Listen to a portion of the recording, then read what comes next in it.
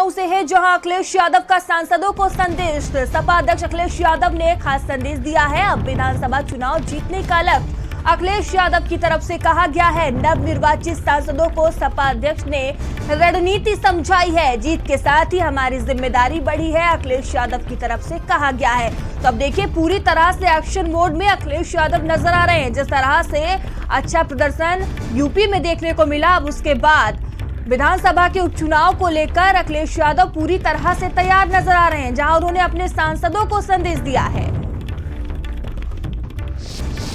इस खबर पर अधिक जानकारी के साथ सीमाब हमसे जुड़ चुके हैं। सीमाब, देखिए, अखिलेश यादव अब पूरी तरह से एक्शन मोड में नजर आ रहे हैं। जिस तरह से यूपी में उन्हें जीत हासिल हुई है, अब देखिए विधानसभा के उपचुनाव है और इसको लेकर पूरी तरह से तैयारी में नजर आ रहे हैं।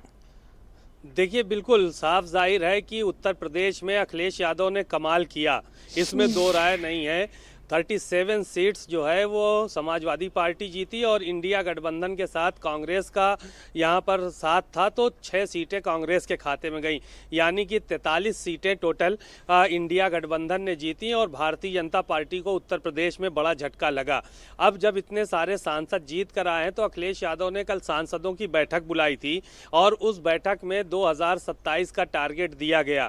साफ तौर पर उन्होंने अपने जो सांसद थे उन लोगों को निर्देशित किया और समझाया, कहा कि अब इस लाल टोपी का सम्मान रखना है, क्योंकि जनता ने बहुत साथ दिया है और उनकी जिम्मेदारी भी जनता के प्रति बढ़ गई है। क्षेत्र में सब लोग बने रहें, क्योंकि 2027 में सरकार समाजवादी पार्टी की बनानी है, तो मेहनत अभी से करनी पड़ेगी। ये सारा का सारा संदेश अखिलेश यादव की तरफ से दिया गया। साथ ही उन्होंने बहुत सारी बातें और कहा कि हमारे कई सारे सांसद जो यहाँ मौजूद हैं, जिनको सर्टिफिकेट सरकार की तरफ से मिला है, चुनाव निर्वाचन आयोग की तरफ से मिला है, तो उनको बधाई, और जिनको सर्टिफिकेट नहीं मिल पाया उनको भी बधाई। यानी कि उन्होंने कहीं ना कहीं जो जिला अधिकारी हैं 3-4 जगह के, उन पर जो है वो कटाक्ष किया, क्योंकि आरोप लगाया जा रहा था कि फर्रुखाबाद और बास गांव, इन कई जगहों पर जो है वो लेट हुई काउंटिंग, और जाहिर है कि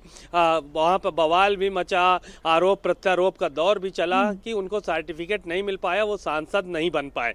तो इस तरह की संदेश अखिलेश यादव ने दिया है। जाहिर है कि उत्तर प्रदेश में सबसे बड़ी पार्टी बनके लोकसभा चुनाव में समाजवादी पार्टी उभरी है। जो विधानसभा के उपचुनाव होंगे, इसमें एनडीए और इंडिया गठबंधन दोनों के लिए ही परीक्षा होगी। फिलहाल कौन पास होगा और कौन फेल होगा, इसकी सरकार पर, सेहत पर कोई भी असर नहीं पड़ेगा, लेकिन दोनों ही दलों की तरफ से पूरी कोशिश की जाएगी मजबूती दिखाने की। जी बिल्कुल, जाहिर है कि मजबूती तो दिखानी पड़ेगी, क्योंकि बहुत सारे विधायक अब सांसद हो गए हैं। चाहे अखिलेश यादव हो, करहल से विधायक थे वो, और वो अब सांसद बन चुके हैं, तो करहल में उपचुनाव होना है। इसके अलावा लालजी वर्मा अंबेडकर नगर से विधायक थे, अब वो सांसद बन चुके हैं, अंबेडकर नगर में चुनाव होना है। अयोध्या की मिल्कीपुर सीट से अवधेश प्रसाद विधायक थे, अब वो सांसद बन गए हैं, तो वहाँ पर भी चुनाव होना है। तो जाहिर है कि एक बड़ा मैसेज अब फिर से जो है वो देने की कोशिश की जाएगी, और भारतीय जनता पार्टी हो चाहे समाजवादी पार्टी हो, और जो 6 महीने के अंदर ये उपचुनाव होने हैं विधानसभा की सीटों पर, वहां पर कोई कोर कसर कोई भी उठाकर नहीं रखेगा। खूब पुरजोर चुनाव प्रचार किया जाएगा और जाहिर है कि अपनी अपनी ताकत दिखाएंगे। अब जनता किसका साथ देती है ये तो आने वाले वक्त में पता चलेगा, लेकिन ये कहीं ना कहीं नाक की बात होगी कि अब उपचुनाव में किसकी सीटें ज्यादा जीत कर आती हैं। ठीक है, धन्यवाद सीमाब आपका तमाम जानकारियों के लिए।